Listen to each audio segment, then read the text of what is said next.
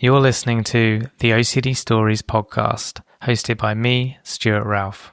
The OCD Stories is a podcast dedicated to raising awareness and understanding around obsessive-compulsive symptoms.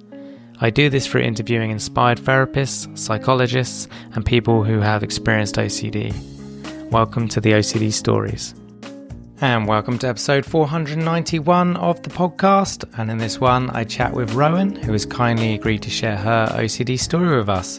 And in particular, we talk about compulsively confessing, sexual orientation-themed OCD, relationship-themed OCD, the various compulsions and obsessions she had within this theme, the possibility of her birth control affecting her mental health, words of hope, and much more.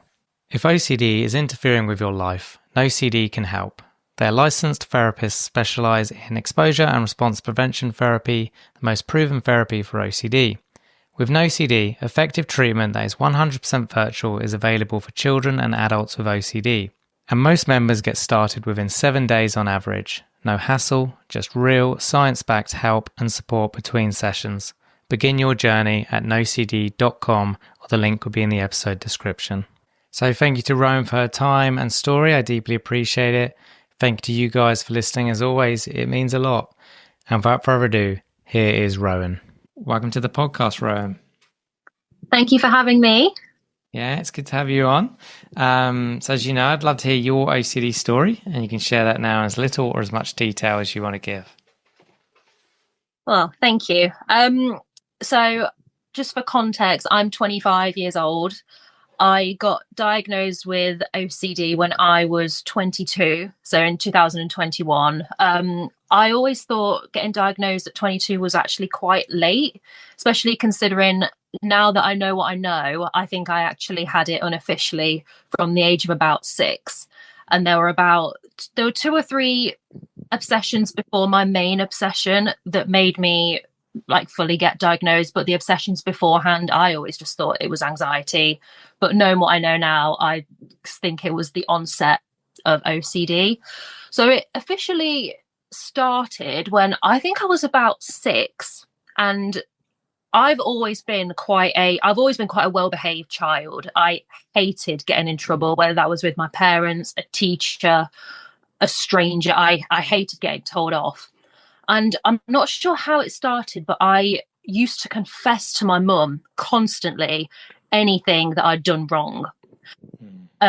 Whether that was accidentally hurting someone or saying a swear word, anything like that. I used to go and say to her, "Oh, I've just done this thing." And I think at the start, she didn't really care that much. I think she was like, "Oh, okay, well, don't do it again." And it got to the point where it was actually really starting to annoy her. And that was actually the first time I heard the word confession, was when I was about 6. And she used to say, "Can you stop confessing to me?" I remember this one time we were in a soft play and I accidentally kicked this little girl as I was climbing up.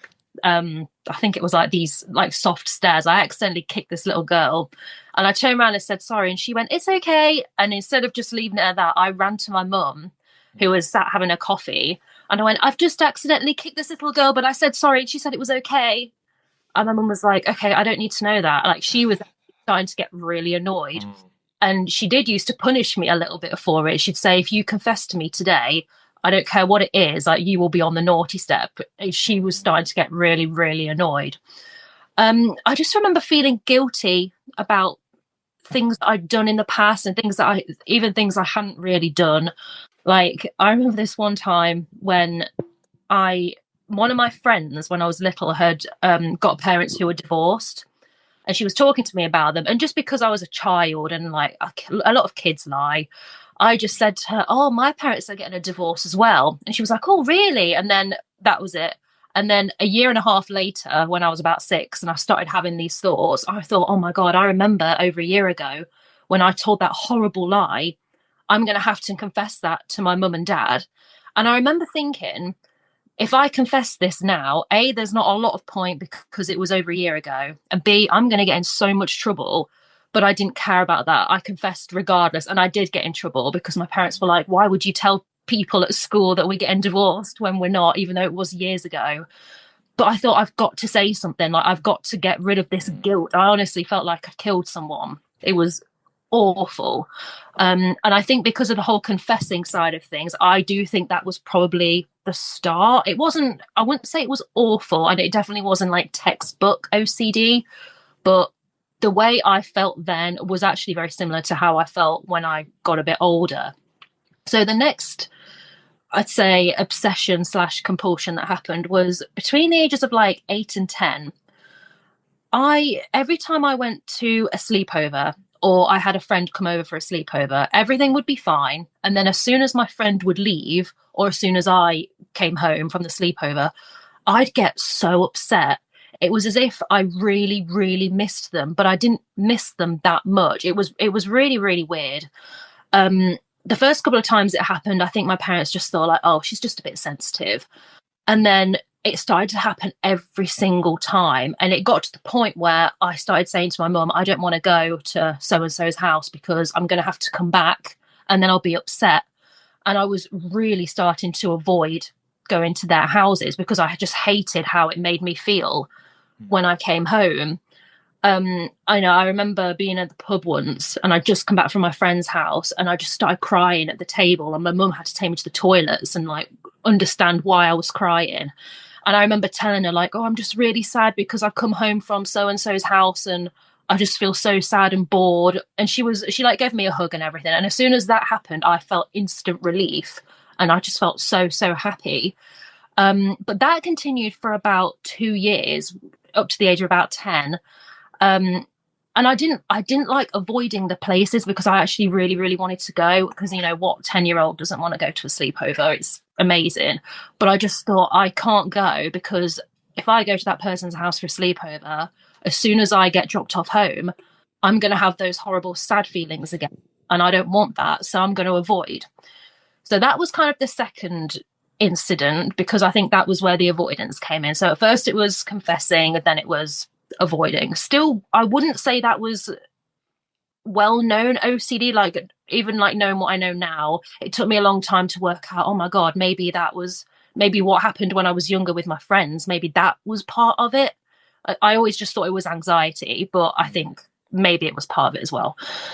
So then everything was fine from then. I stopped getting upset when I came back from my friend's house. For some reason, it literally just went very quickly after that. And then when I was about 15, I don't remember which TV show it was, but I love watching TV and watching films. I studied film at uni. I did it A level.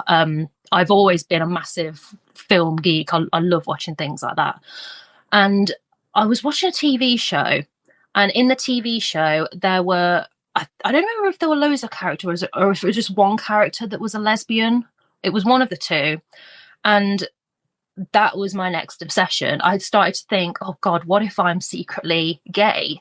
Now, I'd been straight all the way through to this age of 15. And I just remember thinking, am I having like a midlife crisis at the age of 15? Like I've always fancied boys.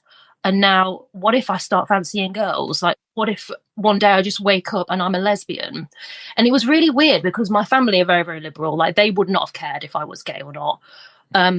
But I just remember thinking deep down, I know that I'm not gay, but I couldn't for the life of me work out why I was having like all these awful thoughts. And I started accidentally making myself sick because I was so, so anxious. I was anxious to the point that I would cry and I would actually be physically sick. And I had zero appetite as well. Not because I was trying to lose weight. It was just a symptom of me just worrying like crazy. And a few people in my family had noticed that I'd got very thin, but it was around the time when I was doing my GCSE. So I kind of played it off as, oh, I think I'm just nervous because I've got my exams, which I think I was a bit nervous for my exams, but this was a different type of worry. This wasn't just, oh, I'm a bit scared that I'm not going to do well. This was more like I felt physically sick with these thoughts. And I wouldn't even say they were bad, but I was just constantly questioning, but what if I am secretly a lesbian? Even though I know that I'm not, but why do I keep having these thoughts? Obviously, if I'm thinking about it constantly, I must be, because why else would I be thinking about it all the time? This kind of came to a head, like just after I did my GCSEs. Obviously, if you're not from the UK, you might not know, but you have study leave which basically is when you only go into school to do your exams and then you're just kind of off school for the summer. And so I had a lot of time on my hands and time by myself because my parents were at work, my siblings were still at school, and I was just kind of by myself. And I do think that made it worse because I was continuing to watch these kind of things and continuing to think, basically just spiral. And I had these thoughts just really continued. And then a couple of days before my 16th birthday, I remember I had a few of my friends over for a sleepover, and it was really bad at this point. I feel like this was like a breaking point. And the whole time they were over, I just wanted them to leave because I thought, I just want you to go. And then I can go downstairs and talk to my dad because he needs to know about these thoughts because I'm making myself sick. Like, this has to stop. And I still was thinking to myself, I don't actually think I'm a lesbian. But why am I having these thoughts? And then I felt guilty because I thought, well, there's nothing wrong with being a lesbian, so maybe I'm just ashamed.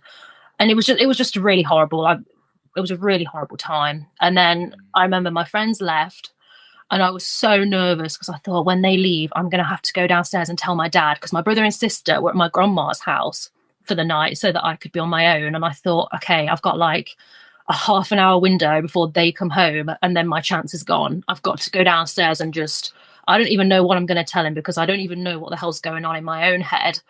But I've got to tell him. I've just got to tell him something. So I walked downstairs and just burst into tears. And he bless him, he thought I was pregnant. He said to me, like, "Oh my God!" Like, when afterwards, once I told him, he went, "Bloody hell! Like, I thought you were going to tell me you were pregnant or something, and you're only 16."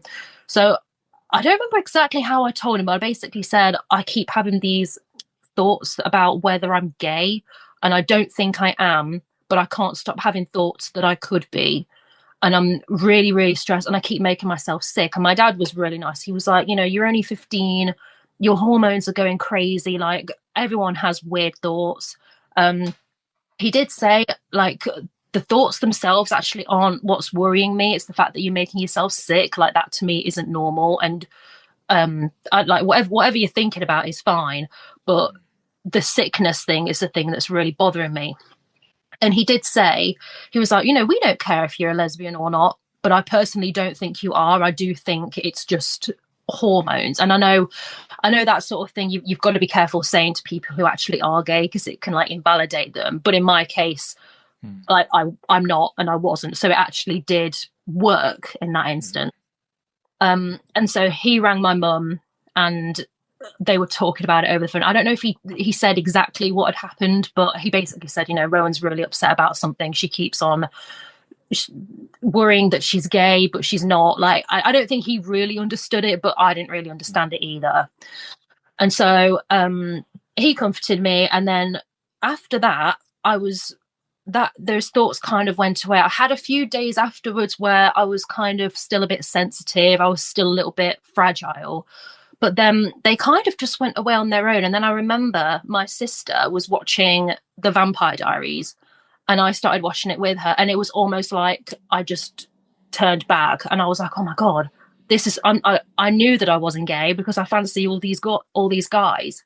And I remember thinking, I feel so much like myself again. Like this past 6 months where I've been having an identity crisis, I don't know what that was. That was just weird. That's not relevant anymore. I'm back to my old self. And it literally just went straight away. It was really, really strange. So that was that. And then, so I feel like in terms of relationships, I've always had quite high expectations when it came to relationships and romance in general. I think it's probably because I did watch a lot of films when I was younger. I didn't really care about the boys at my school because I just wanted boys to be like they were in films. And I just remember thinking at school, like, no one here even comes close to these really high expectations that I have. And I was quite old as well. I'd probably say I was still having these thoughts about that when I was about 17, and I knew that wasn't really normal, quotation marks, but I just thought, I don't really need a boyfriend right now because I've got all the men in the TV shows, and I basically can have a relationship without having the difficulties that come along with it. I can have like a parasocial one. And so when I was 20, I met my current boyfriend, and I really, really liked him, like before we went out. And then we started going out, and it was just before COVID hit. And I think, as what I can remember, we had quite an intense like honeymoon period. Like I was obsessed. I thought about him all the time. I was happy all the time. And I do remember thinking, oh my God, this is actually just the like the film type of portrayal. Like it actually kind of has exceeded my expectations. How weird is that? And everything was going really, really well. And then when we got to about, I also thought I should note, he was also my first boyfriend as well, because like I said, I didn't really care about boys at school because they weren't going to meet my expectations. So I think that comes into play a little bit later. We'd probably been going out for about a year and a half, and I was also working from home at this point because lockdown had eased, and I basically had got my first job out of uni, and it was completely remote, which was fine to start with because I remember thinking, oh, I'm going to save on petrol.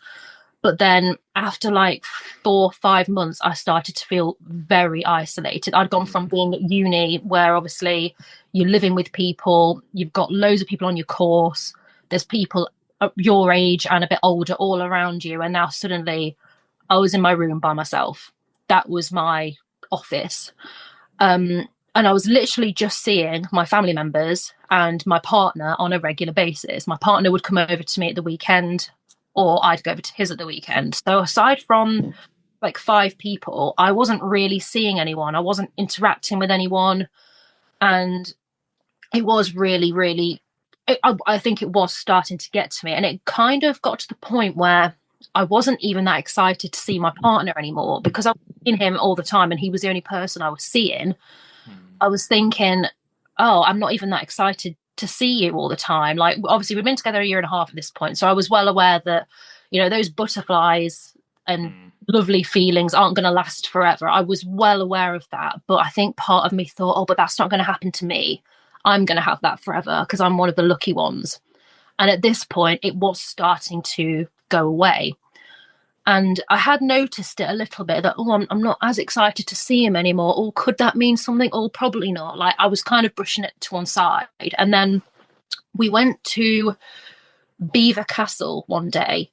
It was just on a Sunday afternoon. I think we just went for some like fish and chips and to have a look around. And I just had this horrible thought that, oh my God, what if I don't actually love you anymore? What if I've fallen out of love with you because I'm no longer having those really nice feel good butterfly feelings?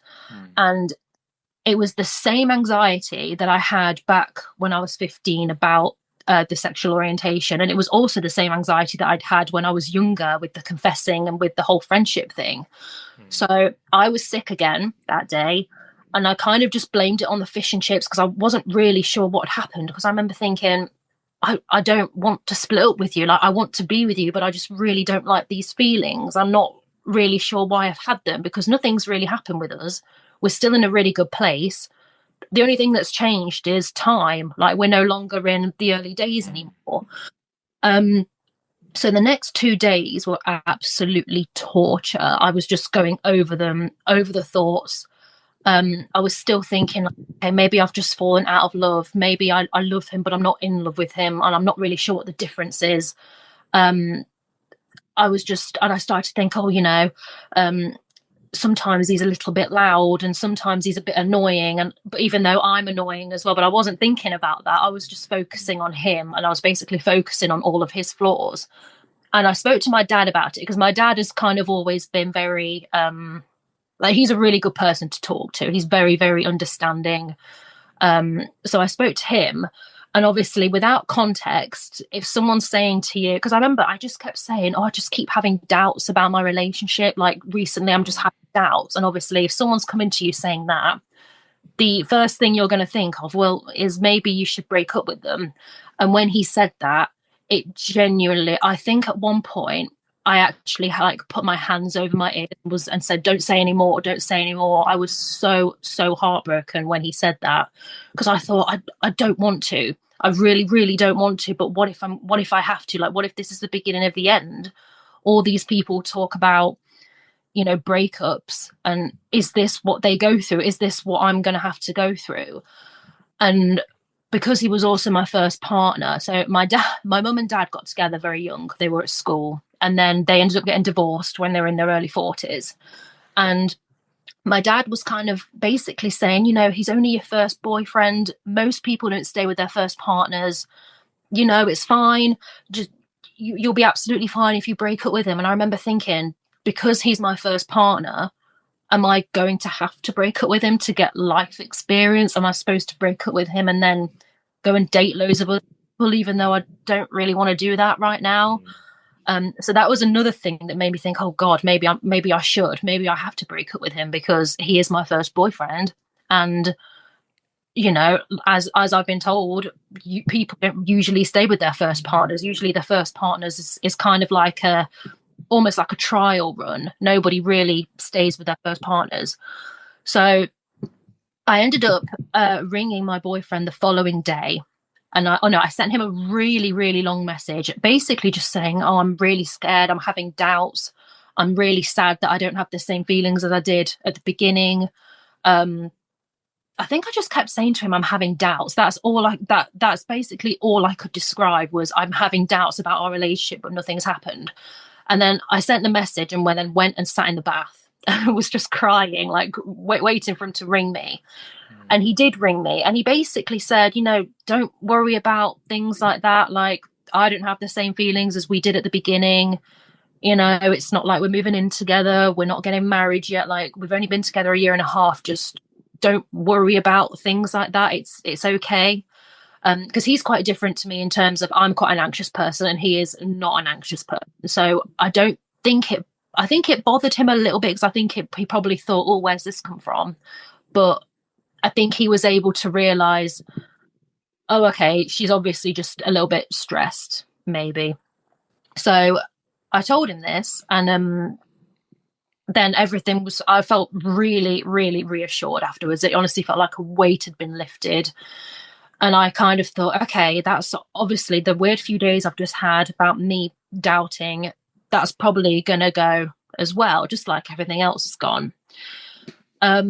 Unfortunately, this continued for about 8 months. The obsession sort of started like, I want to say more surface value. So they started off with me thinking that I didn't love him anymore, and I would constantly be checking my feelings around him. I'd hug him and I'd think, oh, I didn't feel anything when I just hugged him, so that must mean that I shouldn't be with him anymore. Or I'd hug him and go, oh my God, I got those butterflies for a few seconds. That must mean that we're right for each other. I was nitpicking him about like his appearance. I remember thinking, oh, every time he has his hair cut, he doesn't look as good. And you're supposed to always be attracted to your partner.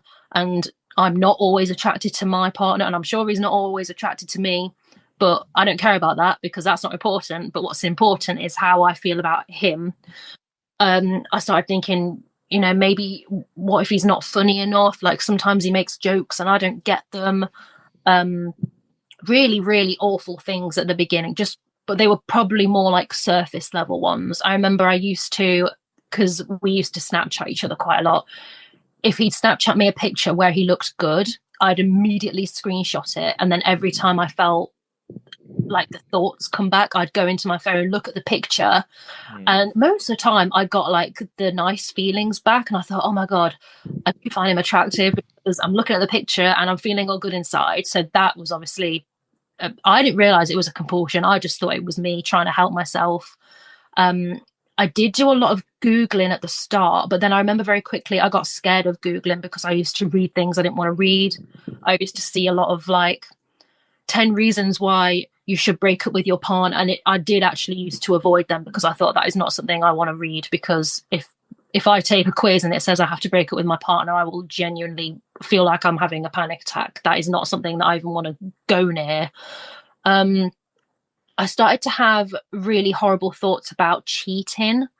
I started because at this point we were going back to work in the office, like the remote working was kind of coming to an end, and I was working in a department with all men. And I remember thinking, oh my God, like, what if I go into the office and I see someone who's good looking? and I find them better looking than my partner, and then I have to dump them. I was really, really, really upset about that. And it got to the point where I used to deliberately make myself look ugly to go to work. Like, I'd wear really baggy clothes that wouldn't show my figure. I wouldn't wear a lot of makeup. I'd make sure my hair was a mess, and I just wouldn't talk to anyone. And when my partner found out about that, he was actually quite concerned, because he said, you shouldn't want to go to work looking ugly. You should want people to think you look nice. And if people fancy you, then okay, that's nice. You shouldn't want people to not want to talk to you. I also used to imagine him cheating on me, and then I used to test myself to see how I felt. So I used to think, okay, if I feel jealous when I'm thinking about him cheating on me, then that means I should stay with him, which is just a really weird thing to be thinking about, because no one wants to imagine that. But I did use that as a form of reassurance. I remember, I think I stopped having Donna meat and chips from the chippy because a character in Coronation Street who worked in a chip shop, and a Donna meat chip shop, cheated on her boyfriend. And I remember thinking, me having the same food that character had, how can I be sure that I'm not going to do the same thing that she did? So that was just crazy. I still can't believe that was even a compulsion. I do sometimes laugh about it, because I think, God, how far-fetched is that? But at the time, I genuinely did believe that. I thought, if I have the same thing that this character had, I'm probably going to end up in exactly the same position. And then throughout all of this, I'd be very, very needy and clingy at the same time, and I'd just confess all of my thoughts to him. I probably straight up hurt him at times. I think I used to say to him, I'm scared that I don't find you good looking anymore. I'm scared that, what if I find someone else good looking? And I'd just tell him all these, and he'd kind of comfort me when he could. And I'd cry and cry and cry. And I thought, I know that I'm hurting you by saying all this, but I have to tell you. There's no way I can keep this to myself, because if I keep it to myself, then I'm lying to you. I've got to tell you everything I'm feeling. And then throughout all this, I'd have moments where everything was fine again. Usually if we were doing something nice, I'd have days where I'd have no anxiety, and I'd be so, so happy, and it would make me quite needy and clingy with my partner. And it almost lured me into a false sense of security, hope, because then as soon as that day would be over, I'd think, okay, the next time I have a horrible obsession, all I need to do is think back to that amazing day I had, and everything's going to be fine. And that just wasn't the case. I'd be thinking back to these days, trying to get the feelings back, and trying to think, look, I felt great this day, so I don't need to feel bad now. And it never really worked. It was almost like I got false hope every time I had a good day, because I thought, okay, maybe I'm coming towards the end of it. And I just never really was. And I had so many breakdowns in public. I had a breakdown at Thorpe Park, which is a theme park in the UK for people who don't know. I had a breakdown in my car. I used to cry if we were out in a shopping centre. I cried once when we were in Heavenly Desserts. I was halfway through eating and I was absolutely fine. And then I just got the thought that I didn't love him anymore. And it literally made my blood go hot. I felt so, so sick. And it was just, I think it was just made worse that it was in public. And then after about 3 months, I realised that these thoughts weren't really going away, because every time I had a good day, like I said, I sort of did get a false sense of, it kind of did give me false hope. I kept thinking, okay, I don't think I'm bad enough for therapy just yet. I think I can cope with it. Yes, it's bad, but I think I'm okay. And then one day when I was Googling, because I remember thinking, I think I've got relationship anxiety, and I was Googling, and it kind of sounded like what I'd got, but then eventually I did come across relationship OCD, and after looking at the symptoms, I thought, oh my God, I think this is what I've got instead. And because I did used to think to myself, when I was going through these horrible thoughts, I thought, surely someone else has had these. This can't be normal. This can't just be oh, everyone goes through this when they're in a relationship, because everyone would be crying if that was the case. This really can't be normal. And if it is normal, then I'm screwed because I can't deal with it. So my dad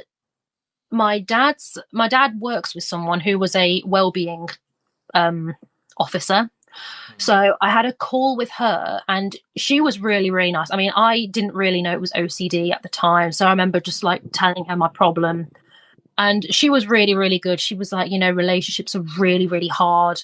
And, a lot of people do give up, but it's important that you try not to fall into these traps where you think everything's perfect. And she kind of gave me help without reassuring me, because she didn't really talk about OCD, but she sort of gave me some like reasonable expectations, and that did work for a bit. I had a couple of, probably like a week or so, where I was feeling a bit better, and again I thought, okay, she's helped me, so I probably don't need any more help. And then it kind of just came back again, and it was getting worse and worse, and I was ruining my relationship. Like, my partner he didn't know how to help me. Like, he was trying to help me and he couldn't. I was trying to talk to my mum about it as well, and my mum was kind of getting confused, because she was kind of saying, if you don't want to be with him, it's fine. And I was trying to stress, like, no, I do, I really, really do, but I don't know how to stop these thoughts. And I just wanted to talk to someone who really understood, because no one got me. And I wanted to talk to people, but I was so scared that if I kept talking to people would be saying the wrong thing, and it would make me even more triggered. So I became really, really isolated. And I remember that summer, this was in 2021, and I swear every single song that I heard on the radio was about breakups. Every single song. Maybe it's just because I was hypersensitive to it, but I turn over the radio straight away every time that came on.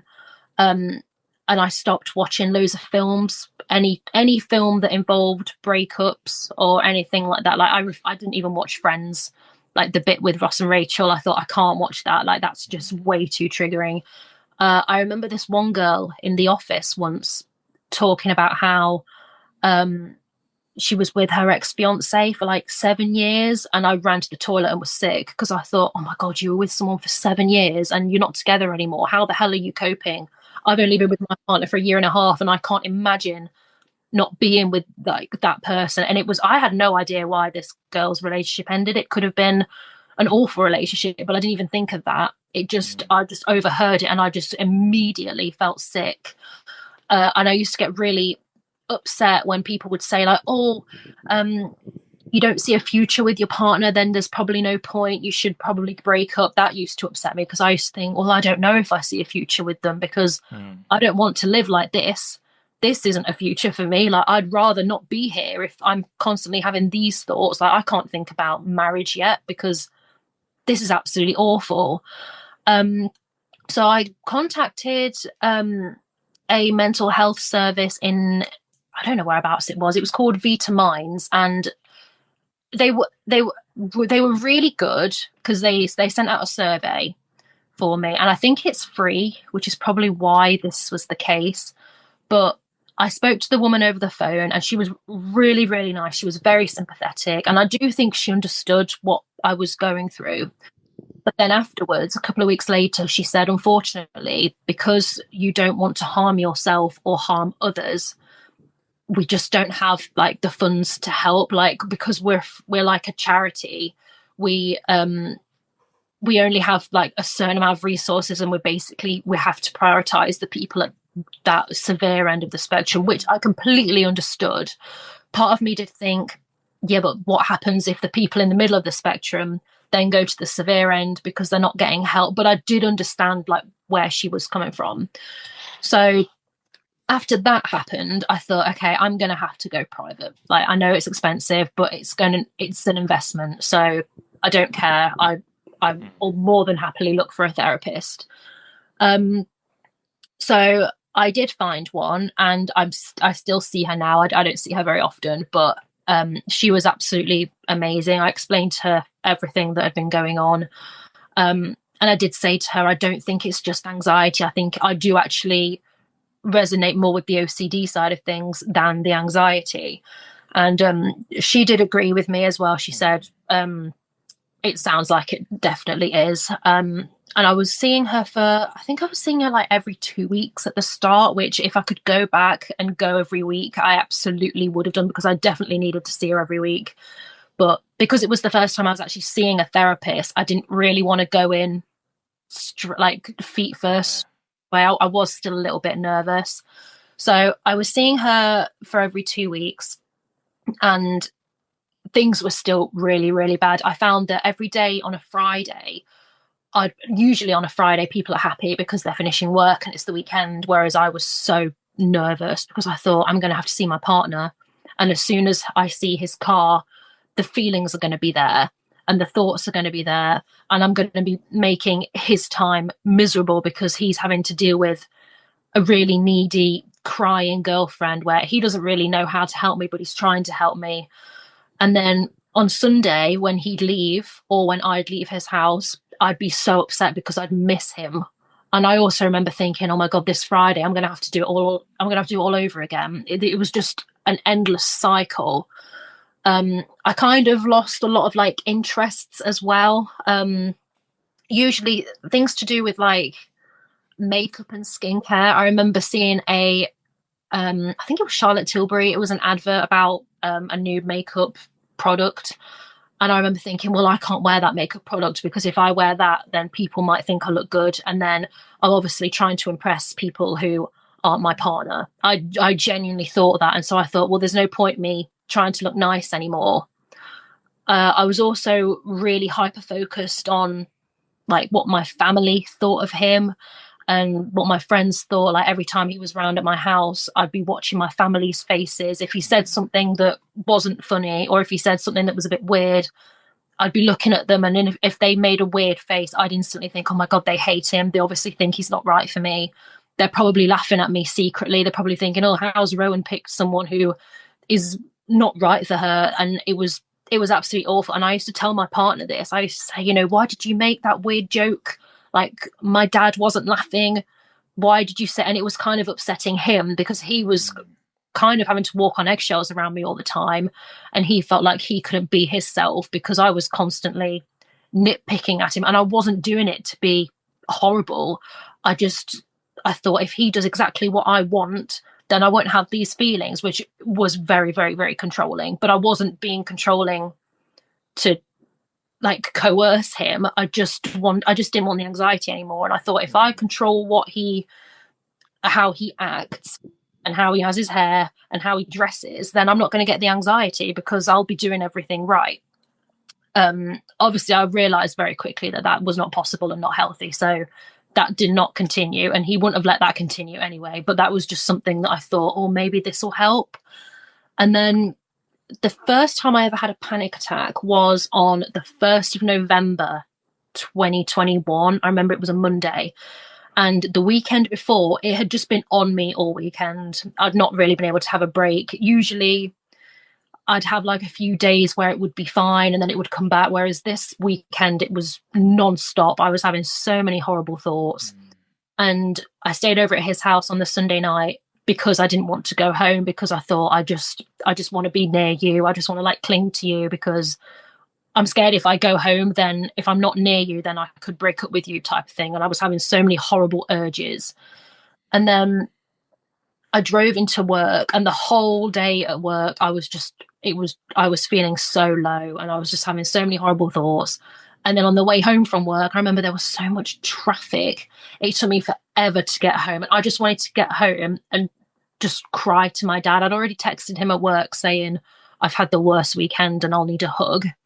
But I just feel like it just took forever to get home. And I remember thinking, why of all times is this happening today? Like, I just want to get home and just have some comfort. And then my brother texted me saying, oh, I'm out tonight. Is it okay if you get the dogs from mum's? Which was going to be another like 15 minutes. And I was like, oh my God, any other day I absolutely would have done. But why now? Like, I just want to get home. I was full on crying in the car. So I ended up getting home quite late. And I like just burst through the door and was just crying so loudly, and like not just like a little sniffle with some tears. Like I was wailing. It was as if I was like a child again.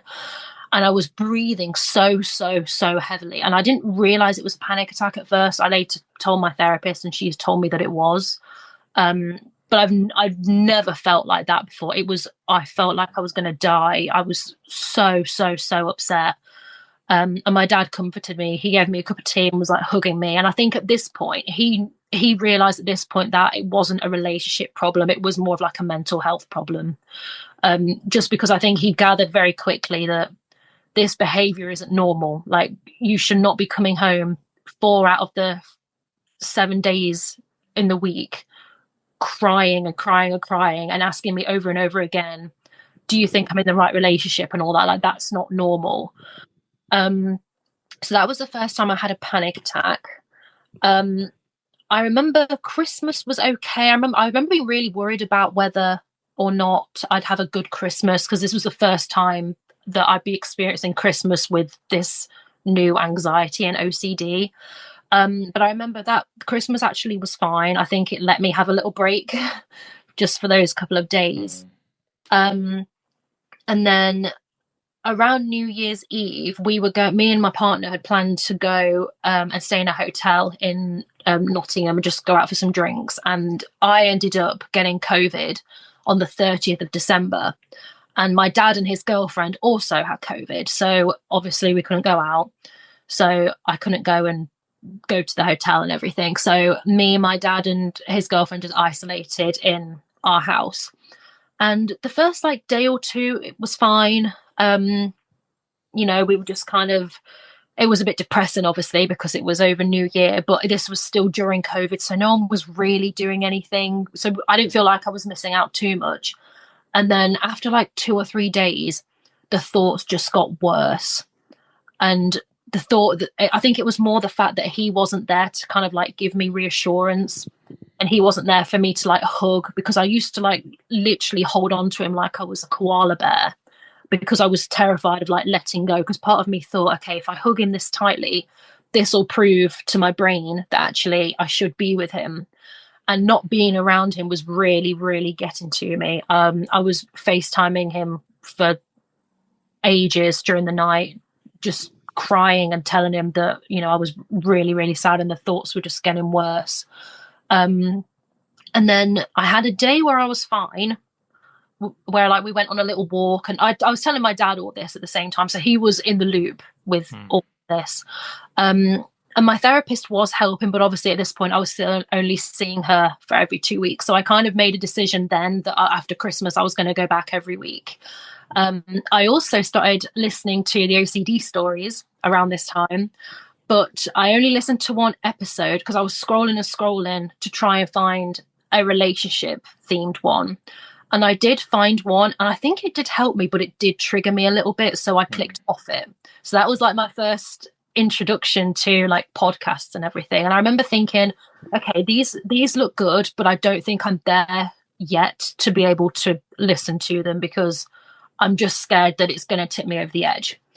So after I had a day where I was feeling okay and I wasn't obsessing about my relationship, I was feeling fine, I then started having a few harm OCD type thoughts. I remember being sat in the living room and just having the urge to go and drink bleach, even though I'd never ever had that urge. And I think it's because I was on YouTube and I was watching a video. I think it on MTV. It was called My Strange Obsession or something like that. And it was about somebody who was obsessed with drinking petrol. And I suddenly thought, I have the urge to go and drink bleach. And I was terrified to move from the living room. And the way my dad's house was set out was you kind of had to go from the living room through the dining room to get to the kitchen and then the stairs. And I deliberately went the long way around so that I wouldn't have to go past the kitchen. And the thing is, I knew deep down that I wasn't going to go and drink bleach. But I just thought, oh, please don't tell me that as well as dealing with the relationship themes, I'm also going to have to deal with harm as well, because one is enough. And I haven't even got one sorted out. So that how the hell am I going to have to deal with this as well? And I just felt I don't know. I just remember thinking, I don't feel like I can talk to my dad about this one, because I feel like this might really worry him. And it almost felt as if OCD was trying to prevent me from talking to people, because I was actually really good at talking to people and like opening up. But I thought, I just don't feel comfortable telling people about this because I'm scared that they'll think I'm suicidal when I'm not. I know why it's happening. I know it's basically OCD. It's just latched onto another thing. But this theme just felt a little bit different. Thankfully, it didn't last very long, and then the relationship theme was back on me, which at the time I was actually kind of grateful for, because I thought, okay, at least I know I've been dealing with this a little bit longer, so I feel like I know it a bit better than that one. And then in January, everything came to a massive head where I don't even remember exactly how it happened, because honestly, this day I've kind of blocked out because it was absolutely horrendous. I was at my boyfriend's house, and I think I was getting ready to go, and we were like lying in his bed, and it just came on me again. So I started crying, and then he started crying as well. And he said to me, do you want me to just like end it now so that you won't have to deal with this anymore? And I immediately started screaming and crying, and I was like, no, like that's absolutely not what I want. And then he started crying as well, which obviously made me cry even more. And he was like, well, I just don't know what to do anymore. Like, I don't know how to help you. And it was the worst feeling ever, because I always kind of thought, I never thought it would get to that. And then I was sick again. So he came with me to the toilet and like held my hair back, and I was proper like shaking. So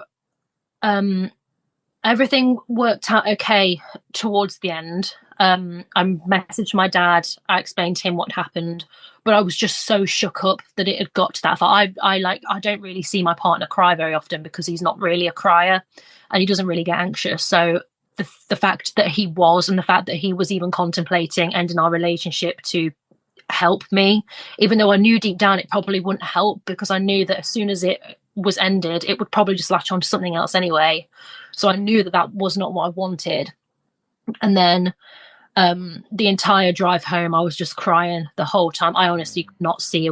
I did not know how the hell I'd be able to stop this at all. It was just ongoing.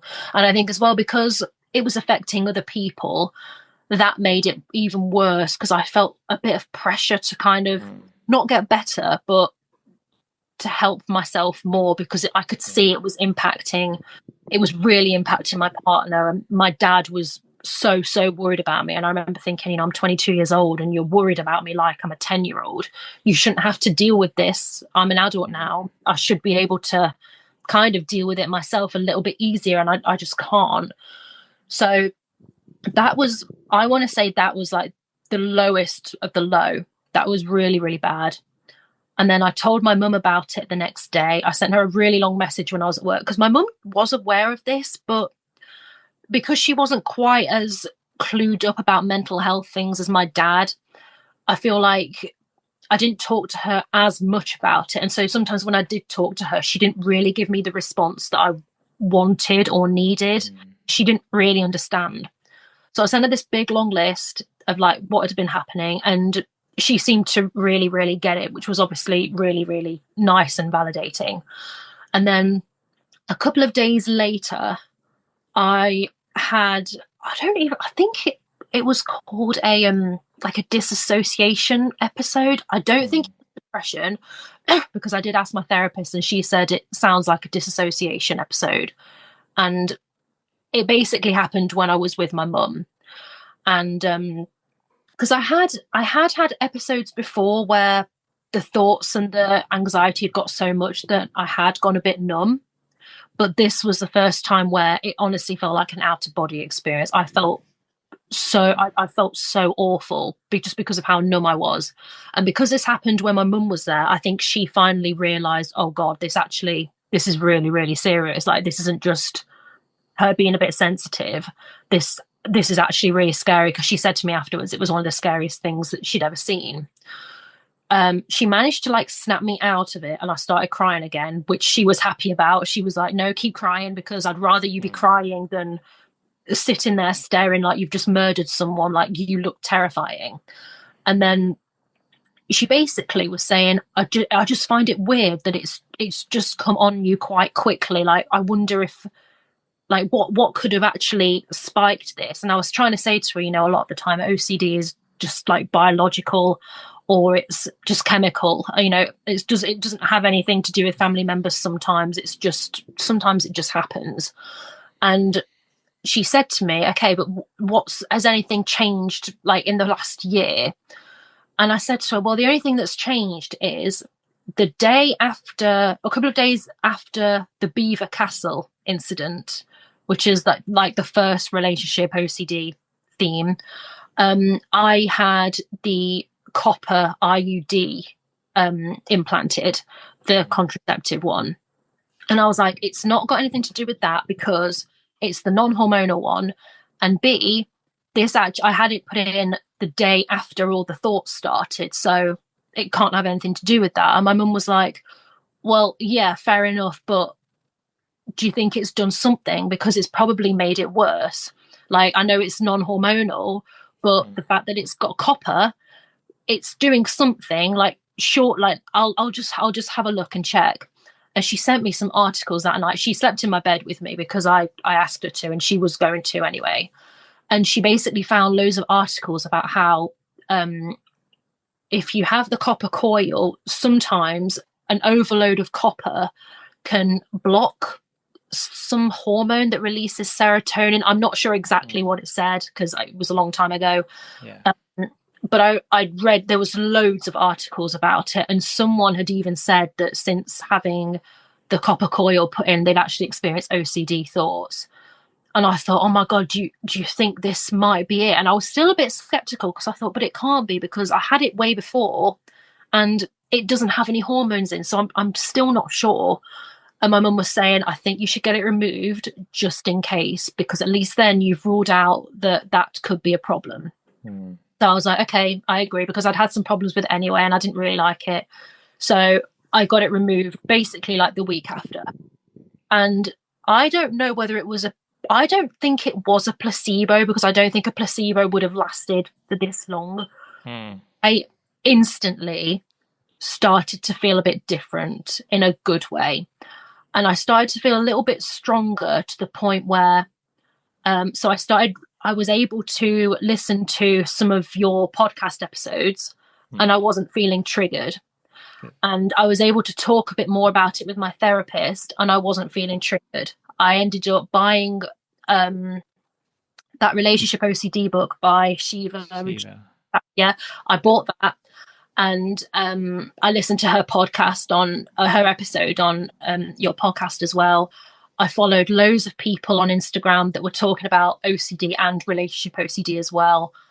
I found loads of YouTube videos and none of it was triggering me. It was actually really good like education. I was really, really educating myself, and I bought loads of workbooks as well. It was almost like I was doing homework, and in a weird way I actually really enjoyed it, especially doing the workbooks. They were really good. And I think the difference was I just felt a little bit stronger to be able to deal with the treatment side of things.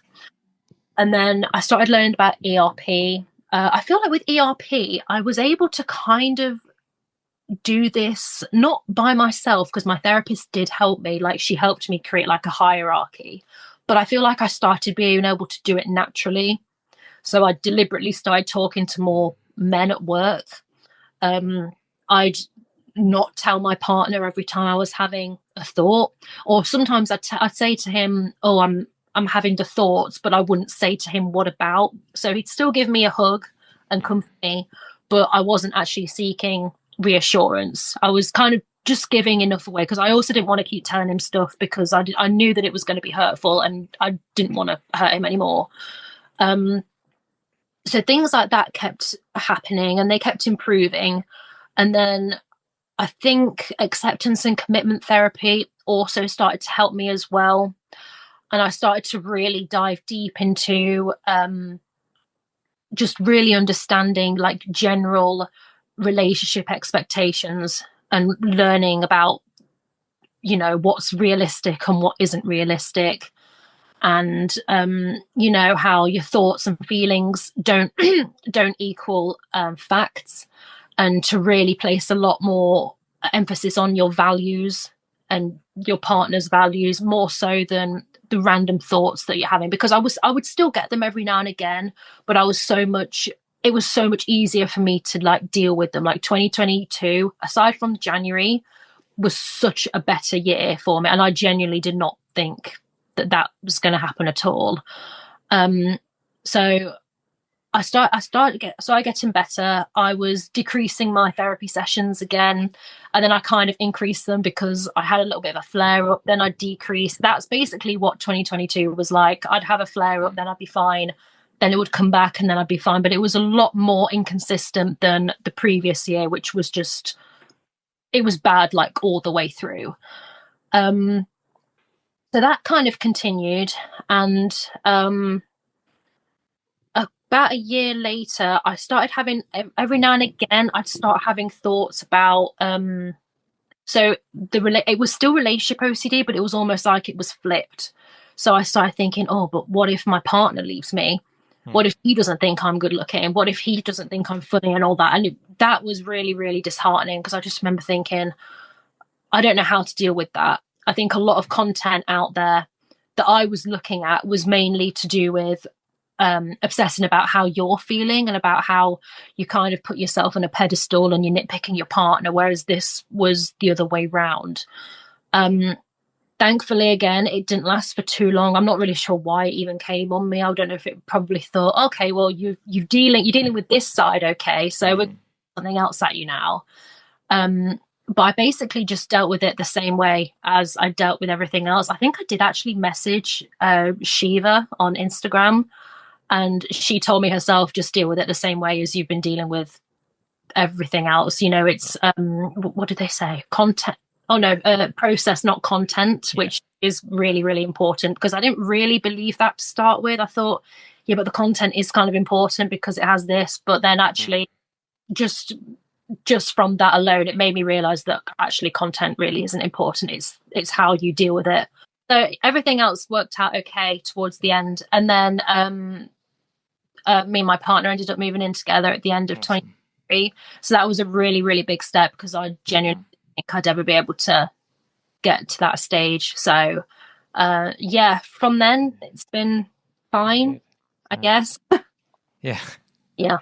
Yeah, wow, that's amazing. Well, yeah, you know, so many twists and turns there, and whether removing the contraception was the thing or whether it was placebo, I guess doesn't really matter. The fact is it helped, whatever it was. But it's interesting, what you said, and maybe it will resonate with other people listening. But yeah, I'm really glad. But that also shows that sometimes we just need something in place, whether that's taking a medication or something changing in life that then allows us to engage in therapy.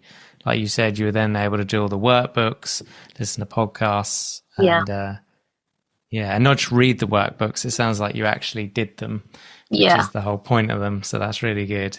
And you've done a really good job of detailing out your story. So I just want to ask, is there anything else you wanted to say, or any words of hope you wanted to give people listening? Probably just continue doing the work, even if you don't think it's going to make a difference. If you keep doing it, it will. I think that really helped me when I was really struggling. Awesome. Yeah, good words. Well, thank you so much for sharing your story. It's been awesome to hear it. Thank you so much for having me. Thank you for listening to this week's podcast, and thank you to our Patreons who helped make this episode possible. And if you would like to find out more about Patreon and the rewards and benefits, then there will be a link in the episode description. If you enjoy the OCD Stories podcast and would like to support us, please subscribe and rate the show wherever you listen to the podcast. And thank you to NoCD for supporting our work. And if you want to find out more about NoCD, you can click the link in the episode description. And quick disclaimer, guys, this podcast is not therapy. It is not a replacement for therapy. Please seek treatment from a trained professional. And until we speak, take care.